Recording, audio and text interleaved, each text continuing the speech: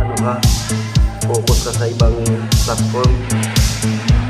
Yung isang tutukan mo lang.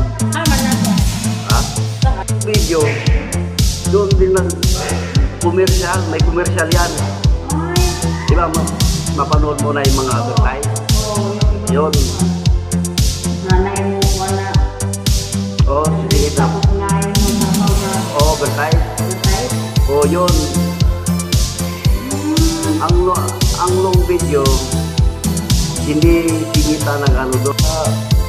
Manood kayo ng mga tutorial na mas malaki na ano, kung anong ginagawa nila kung saan sila nakapokus. So yun ang mas mataas. Sa ngayon, mas malaki talaga yung photos.